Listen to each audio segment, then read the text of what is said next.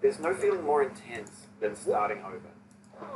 If you deleted your homework the day before it was due, as I have, or if you left your wallet at home and you have to go back after spending an hour on the computer. If you won some money at the casino, and you put all your winnings on red but it came up black. If you got your best shirt dry cleaned before a wedding and then immediately dropped food on it. If you won an argument with a friend and then later discovered that they just returned to their original tune. Starting over is harder than starting over.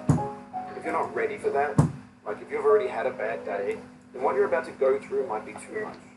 Feel free to go away and come back. I'll be here.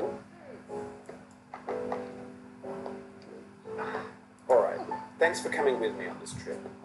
I'll understand if you have to take a break at any point. Just find a safe place to stop and quit the game. Don't worry, I'll save your progress, always, even your mistakes. This game is a homage to a free game that came out in 2002, titled Sexy Hiking. The author of that game was Jazzuo, a mysterious Czech designer who was known at the time as the father of B games. And B games are rough assemblages of found objects. Designers slap them together very quickly and freely, and they're often too rough and unfriendly to gain much of a following. They're built more for the joy of building them than as polished products. In a certain way, Sexy Hiking is the perfect embodiment of a B game. It's built almost entirely out of found and recycled parts, and it's one of the most unusual and unfriendly games of its time. In it, your task is simply to drag yourself up a mountain with a hammer.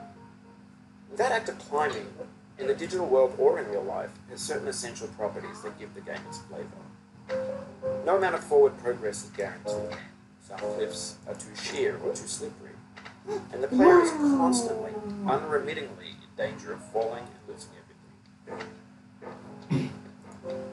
Anyway, when you start Sexy Hiking, you're standing next to this dead tree that blocks the way to the entire rest of the game.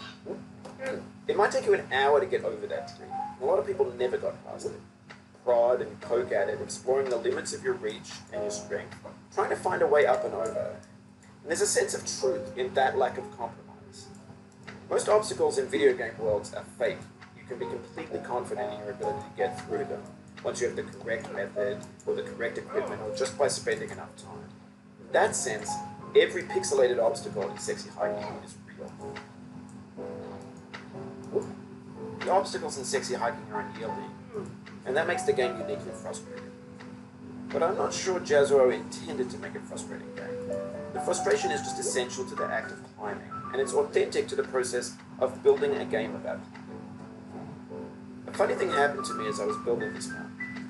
I'd have an idea for a new obstacle, and I'd build it, test it, and it would usually turn out to be unreasonably hard. But I couldn't bring myself to make it easier. It already felt like my inability to get past a new obstacle was my fault, as a player rather than as a builder. Imaginary mountains build themselves from our efforts to climb them, and it's our repeated attempts to reach the summit that turns those mountains into something new. When you're building a video game world, you're building with ideas, and that can